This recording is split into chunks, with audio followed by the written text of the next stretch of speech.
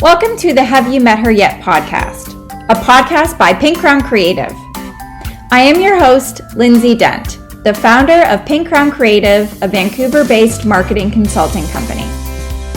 This podcast was created to shine a spotlight on women in the workplace, who they are, what they do, why you should know them.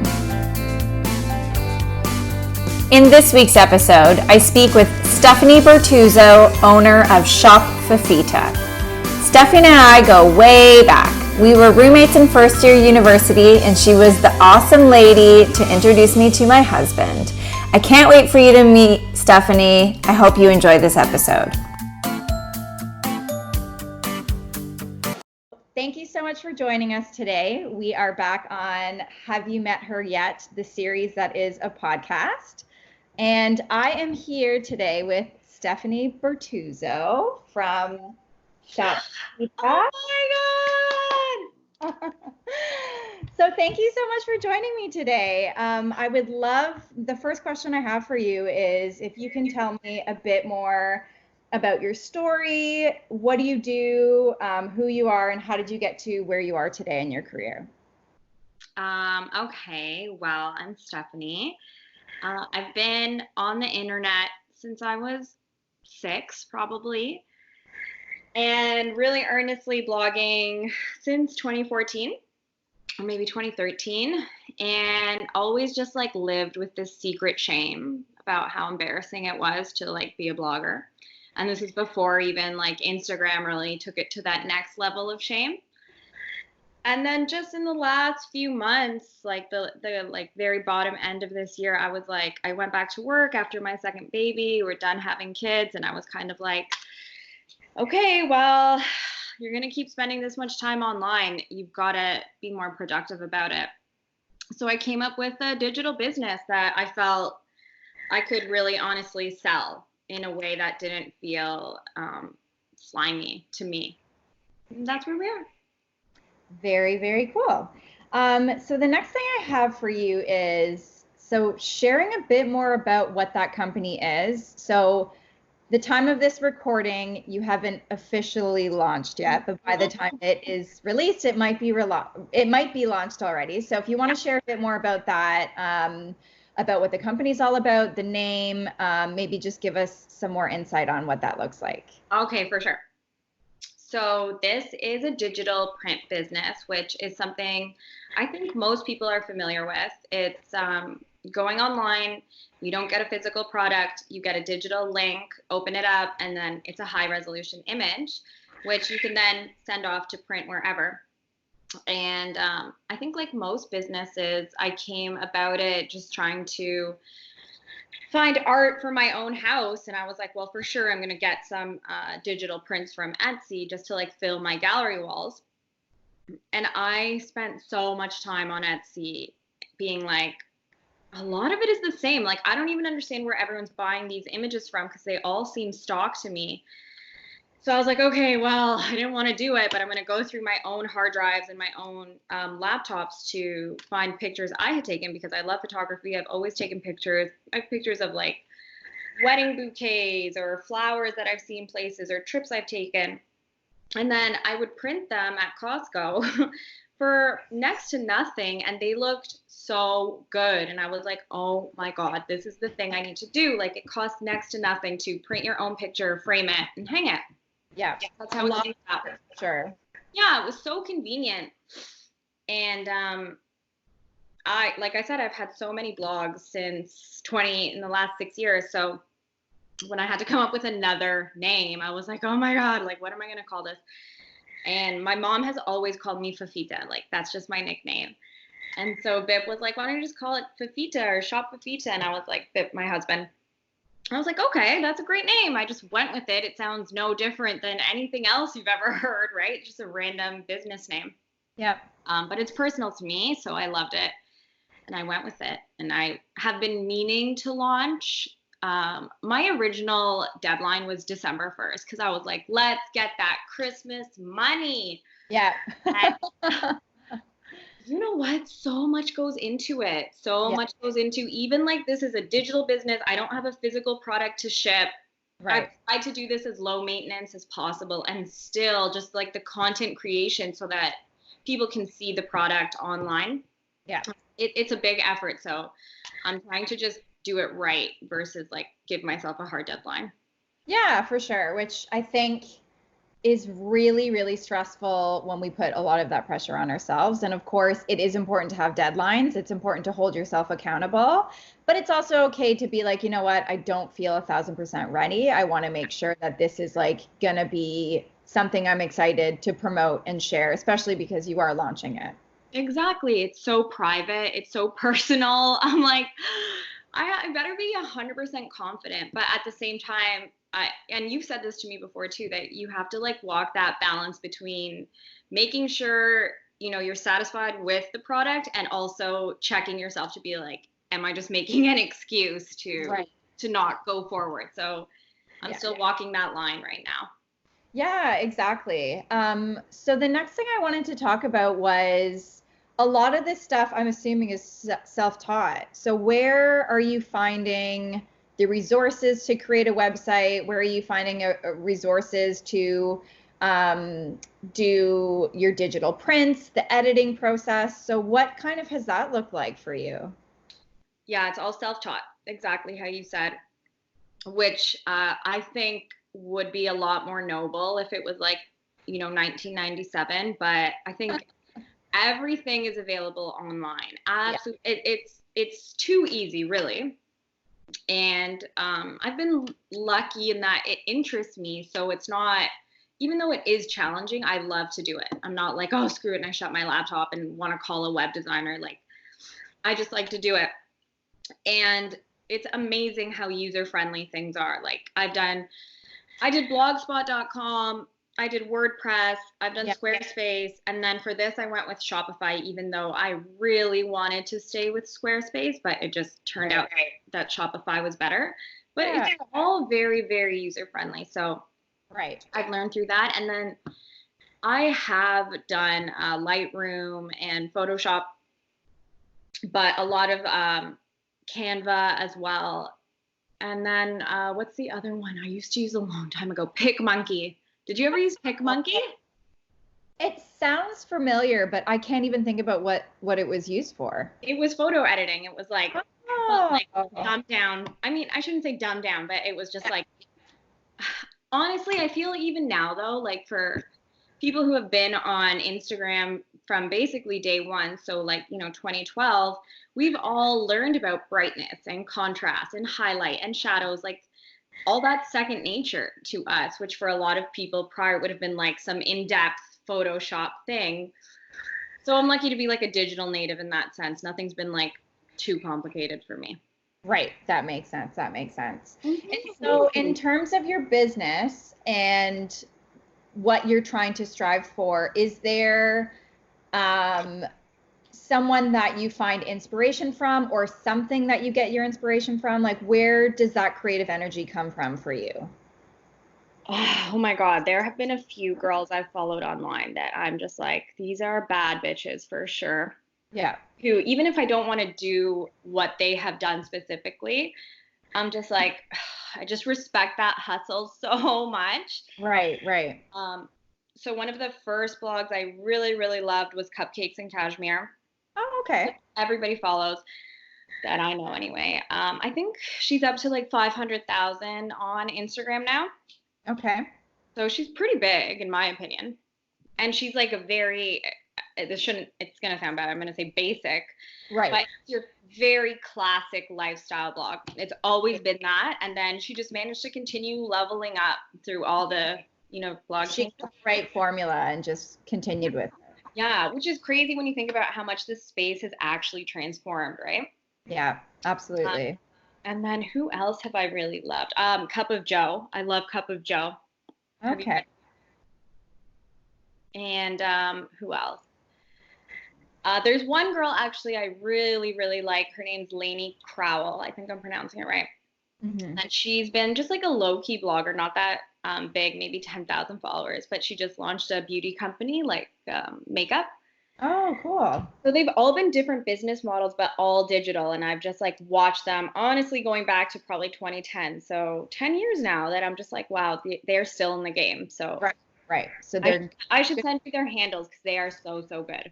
yeah, absolutely. I'll add it in the notes as well for people to check out. Okay. So one thing I guess I would want to ask you is, I mean, I know that you're kind of in the transition of working for corporate life, and if you weren't doing what you were doing now, what would you be doing, and what is stopping you from doing that? So if you want to share maybe a bit more about that.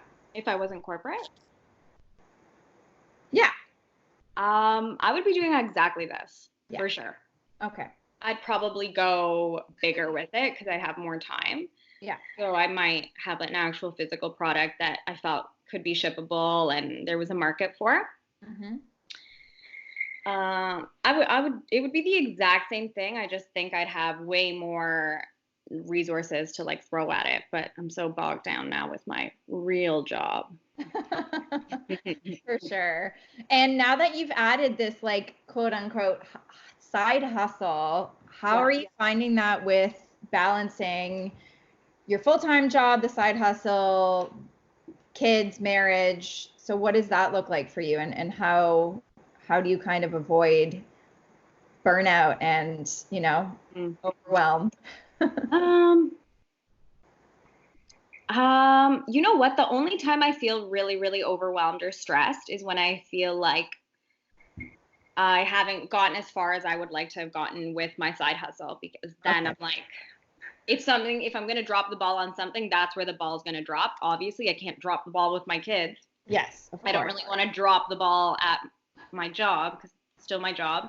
Of course. So that's when I'm like, oh my God, like I have to be extra careful to make sure this doesn't be the thing that takes the hit. Yeah, yeah. But it's having two kids has almost made it easier because my life is so routinized. So like the time blocks are so tight that when I have time to focus on my side hustle, I do the side hustle. When I have time to be at work, I work.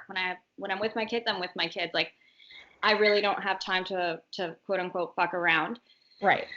And even when I spend time on Instagram, because I'm always on Instagram, I love being on Instagram. I do it, I post my story, and then I get off. Like I don't look at other people's stuff, even though I want to. I don't engage as much as I want to, which is important. I do need to add that to like my repository of tasks, but I do everything as efficiently as I can.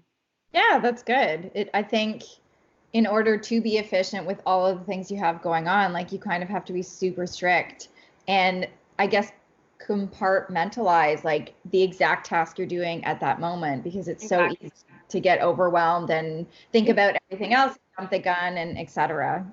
And you know what? Having kids obviously does make it harder, but you don't have kids and you know how hard it is. Like you don't have kids and you're pressed for time. So for sure it complicates my life, but everybody's life is already complicated in their own way. So yeah, I think it's just that mental discipline that's like get it together.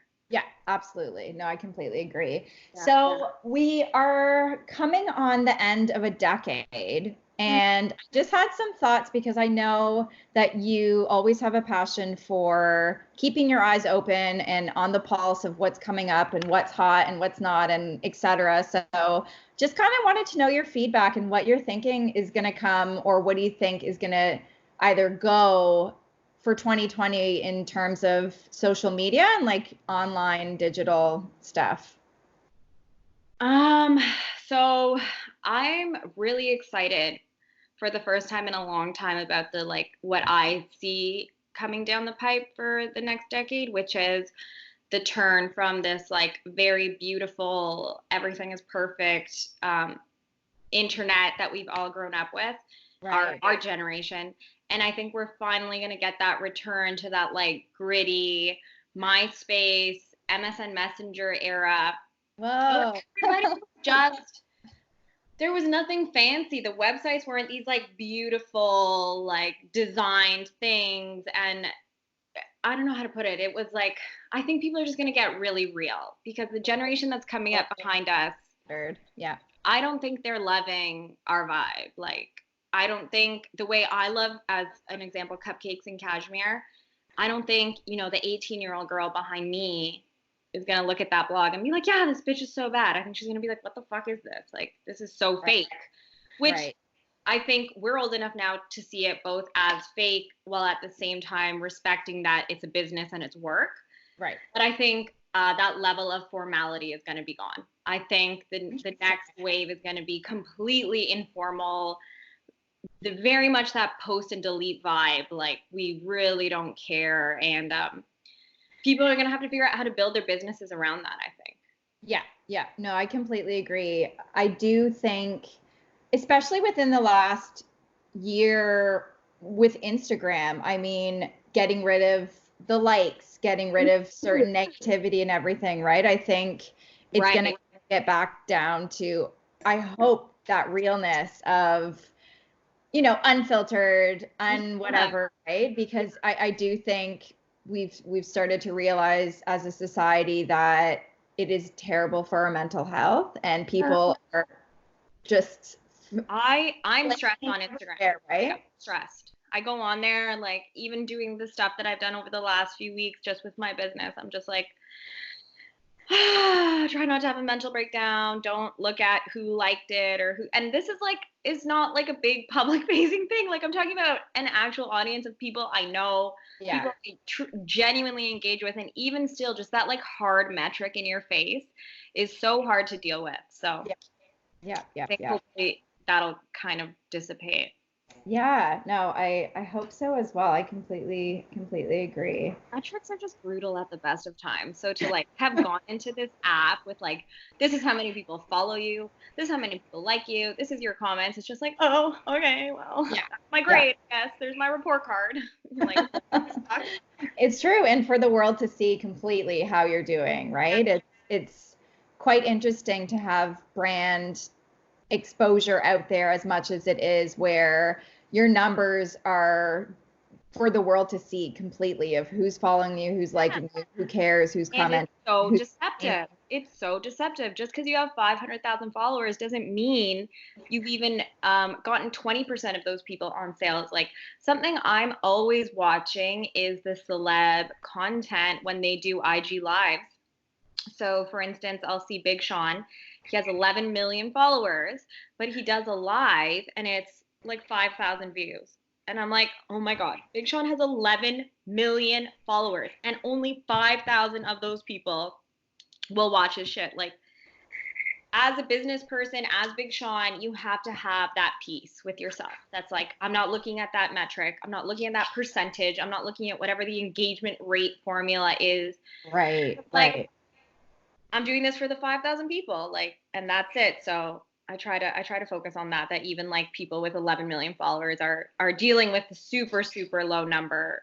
For sure. And it's honestly really refreshing to compare yourself to that and to know that, because it's really easy to spiral and think 11 million people aren't doing anything for me. But then you get to the reality of who's actually engaging in what you're doing. And when you post, like, I've definitely seen a dramatic shift in the last year of the type of people who are engaging in my content, the type of people who are looking and liking and etc. And it just, there's too much out there. So it truly would be impossible for 11 million of those people to be watching something, because there's 11 million other accounts that are like bombarding and competing for that feed and the attention and all of that, and right? Also the speed of video, because everything is going video, whether it's like moving image, whether it's boomerang, whether it's a GIF, or whether it's straight up video content. Right. Our eyes are just trained to look at this moving image. So if someone's like posting something they've beautifully written, or if somebody's posting a plain ass picture, you're just kind of like, next, you're scrolling. Like, this is the speed at which we're consuming things. So I'm always like, I try to go back to like that true old school business model that like you're just looking at sales. Like, if there's 20 people in the room and 2 people are interested in truly purchasing your product, those are the 2 people you should focus on. Absolutely. I think that's such good advice. And it's a good reminder as well, because it's so easy for people to get down and depressed on not catering to everyone, when really you need to think about who is your actual client, who are you actually trying to attract, and how many of these people are actually going to buy from you. Exactly. Yeah. So speaking of your business and trying to attract people, who would be your ideal client of who you're trying to attract with the company that you're creating? Well, I think for me, a baseline consumer has to be somebody with their own space, and obviously of age to be interested in like making their space their own. So I think it would apply, like for me, I would go even as young as like a 15-year-old girl who's in her own bedroom and happens to have an interest in interior design, or, you know, making her room her own, and wants to hang something in her room. Awesome. And then I go all the way up to me, like a woman like me. I'm 30, 29, and I have my own house. I have a million walls that I'd like to fill. Right. I have my kids' rooms. I have my husband's office. Like there's tons of places that I need art. So it's as long as they're old enough to have their own space. Yeah. Ideally, you know what? I'd love to attract men, because we all know Instagram has been dominated by women, which is also probably why it's filled with shame. So the energy of women's shame has been like built into the app. For sure. I think men's lifestyle is slowly emerging on the platform. Yeah. So I'd love to have content that was attractive to them, which is a bit hard for me because I'm extremely feminine, but I would love if I could somehow brand in a way that appealed to them. Yeah, very cool, very cool. So on the topic of being female, for other females in the workplace, is there any advice that you can give to them to overcome any challenges that they might be dealing with? The number one thing I would say, which is the own hard lesson I've learned that I'm still learning, but I think I got over the biggest hump already, is that it's such a mental game. You have to get out of your own head. You have to step out of that built-in shame we all have, that like, this is embarrassing, this is like lame, I'm so dumb, like this is silly, all those things. Whatever it is you're talking down to yourself, not only do you have to stop, you have to do the complete opposite. Like say the complete opposite to yourself, whether it's staying corporate, whether it's launching a business, whether it's deciding you want to stay home. I'm sure there's an element of shame attached to it, and you absolutely have to tell yourself the complete opposite. And that's my biggest piece of advice to women for sure. Right. Oh, that's awesome. Oh my goodness, I just lost my train of thought.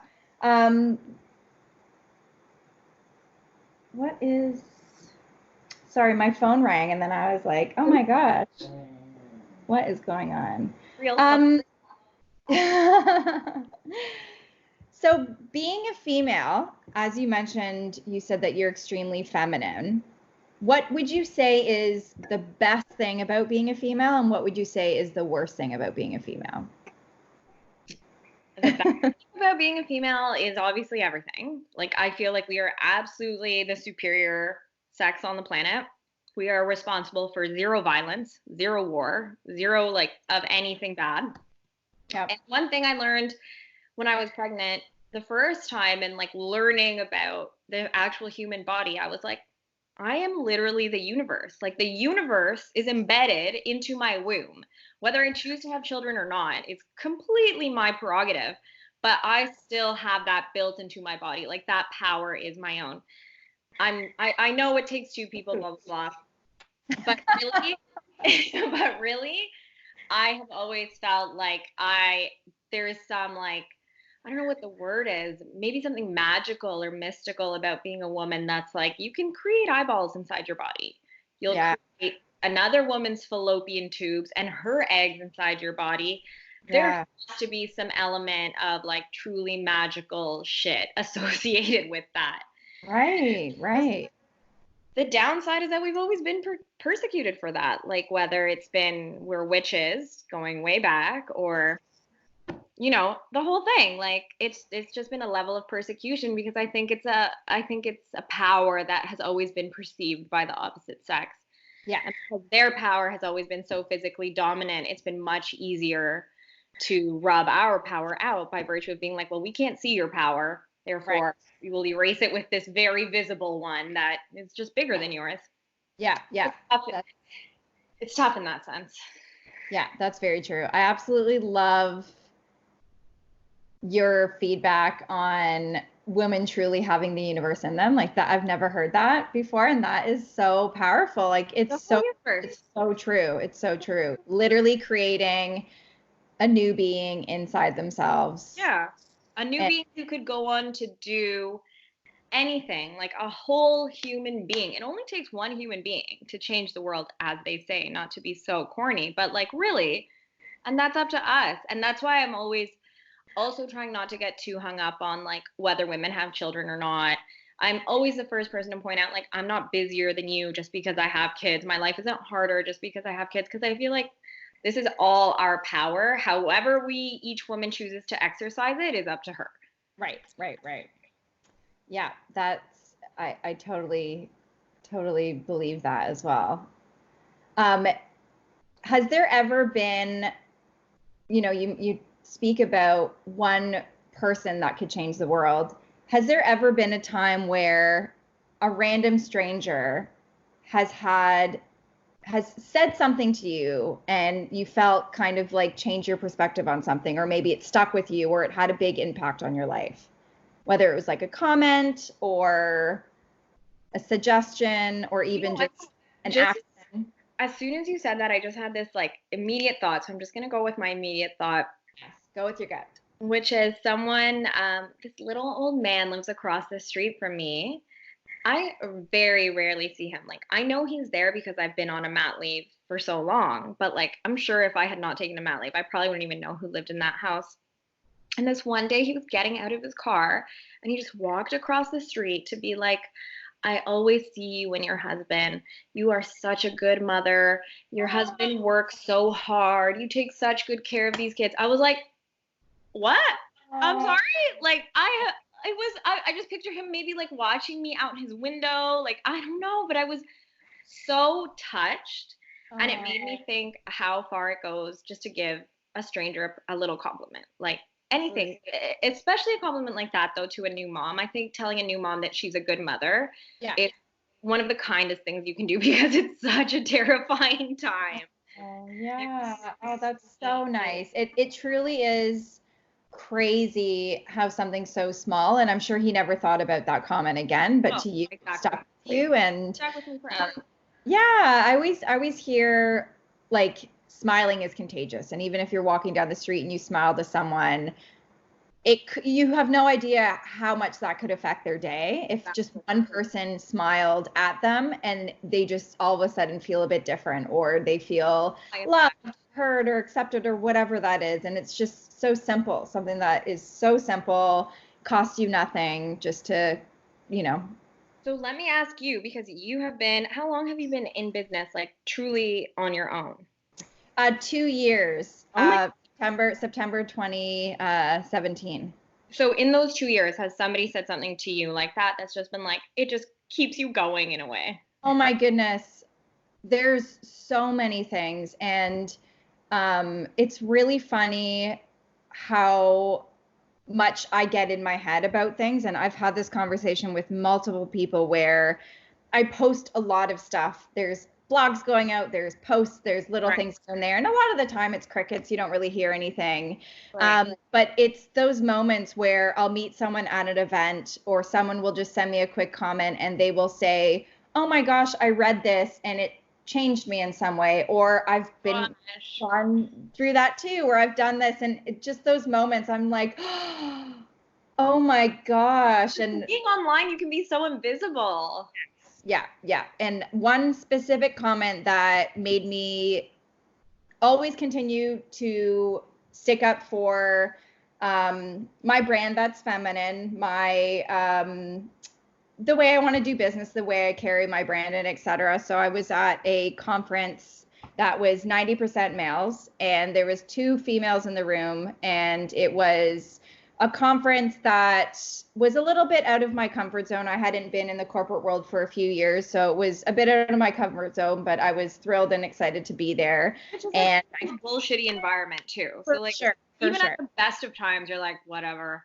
Yeah, for sure. And so, there I was, 20-something female, own my own company. I have this Pink Crown Creative branding, pink. Right. I've never thought about that, by the way. And in your brand. And so at my booth at the end of the conference, another female executive had come up to me and she had just said, honestly, it was so refreshing to see another female up there. There's not many females that come to this event or speak on the event. And a lot of what you said, I resonated with.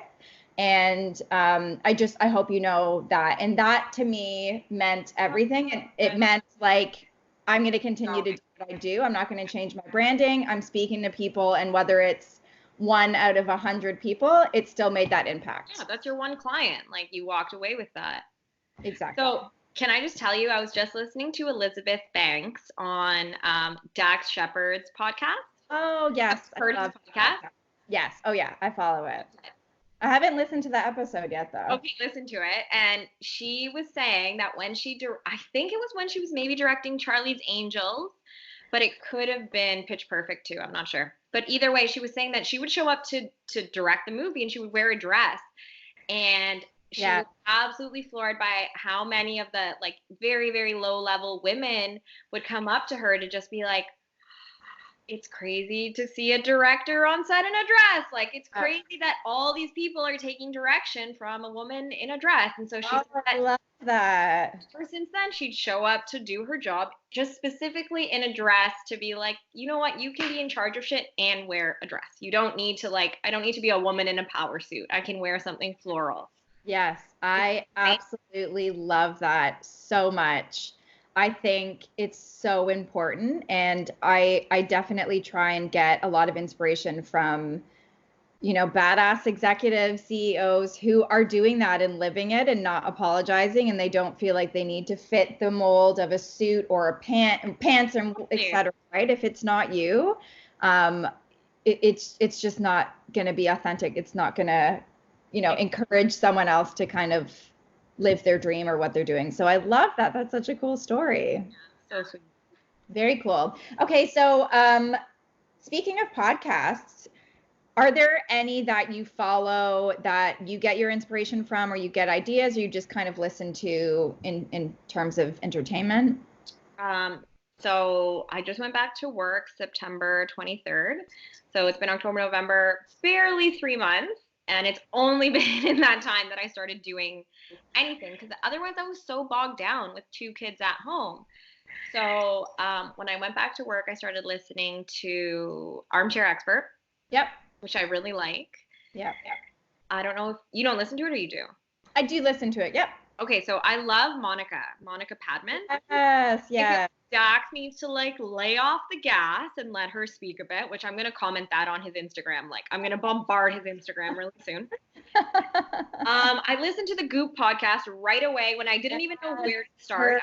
Her obsession with her, I loved. I thought it was really cute. Which one?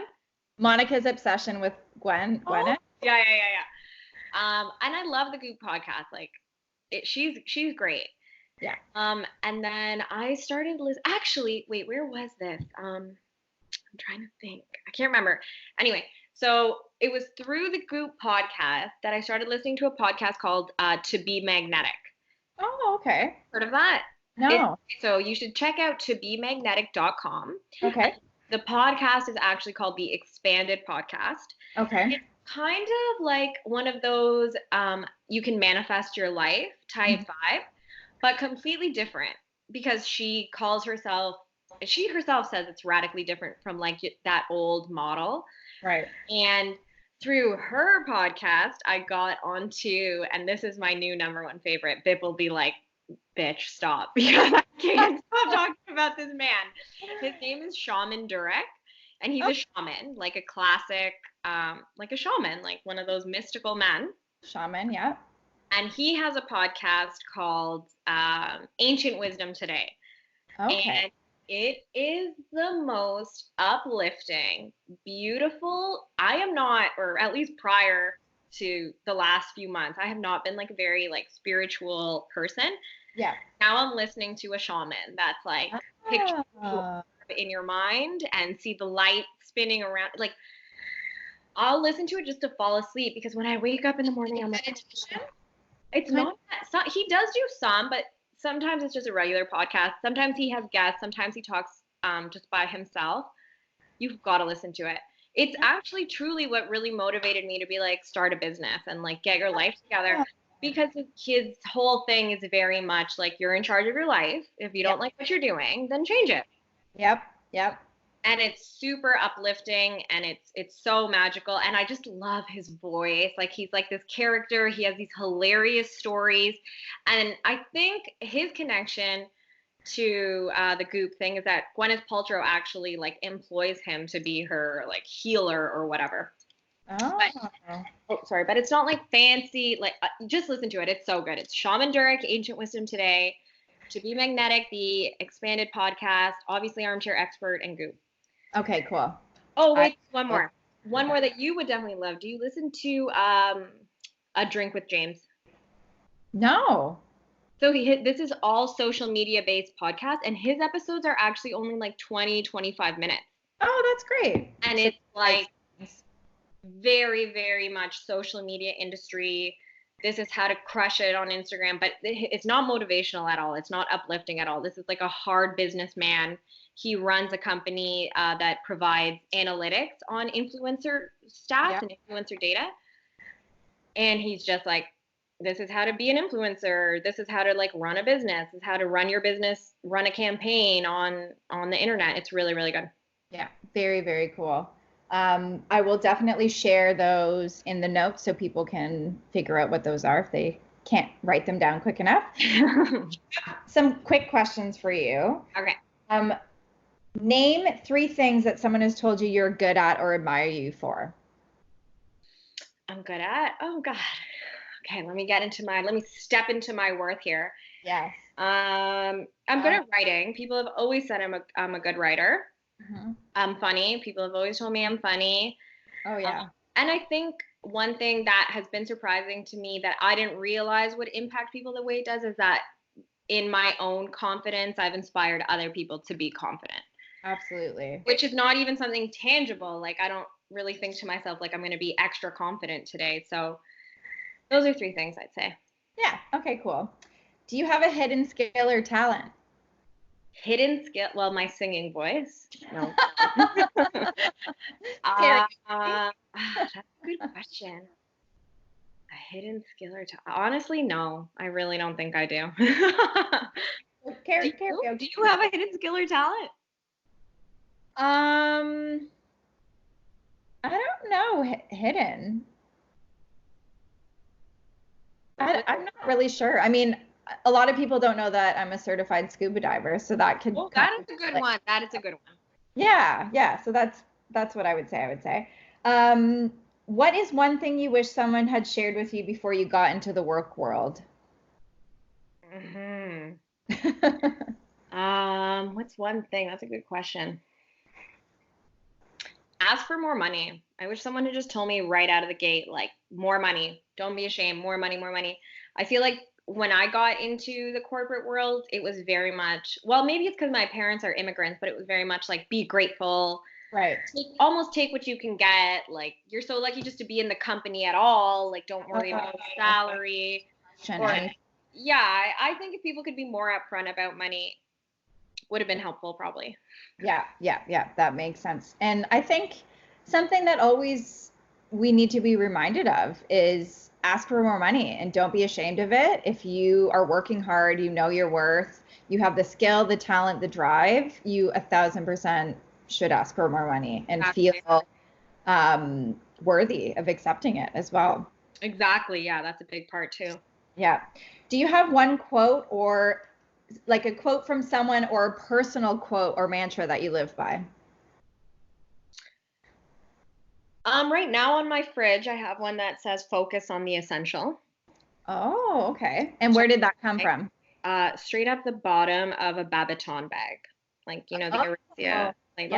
Yep. Just taking something out of it, and I read it, and I was like, what is this? And I pulled it out because I was pulling the tissue paper out, and it said that on it, and I was like, oh, that's a good one. Oh, And then one other one that I've been living by recently is things of quality have no fear of time. So wow.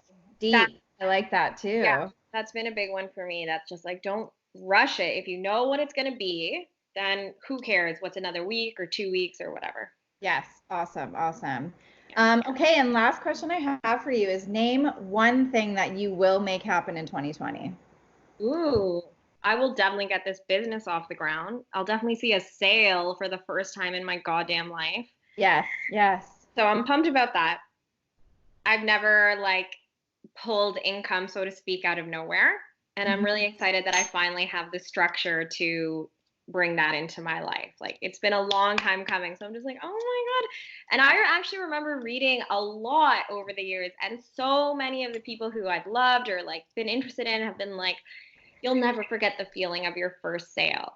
And it Oh, was like, for it was this like far away concept to me that I was like, I don't like get that. What do you mean? Of course I got it, but now I'm like, oh, that'll be sweet. Like getting paid for the thing that you put out there. yeah, that milestone will be Which you huge. must know that feeling now. Absolutely. And it's huge and it's true. You never forget it. You don't forget the humble moments. You don't forget, the clients that were there before you were anything, the people that believed you, the cheerleaders. I mean, none of that is forgotten. Yeah. Absolutely. It makes such a difference. Yeah, I, absolutely. I I feel like I've had a good idea of what it takes to be a business online. But now I have like a really great idea of what it means to be a business online, and I'm just like, oh my God, bitches be working, bitches be working for it. Making it look easy is the worst part. Like I'm gonna do the opposite. I'm gonna be like, listen, I cried 6 times today. This sucks. Yep. Sharing that reel is so important. And I know I always feel so much better about what I'm doing when I hear another super successful person saying how hard their day was and how they weren't able to do anything and they stayed in bed or they weren't able to eat or they, just all of these things Yeah.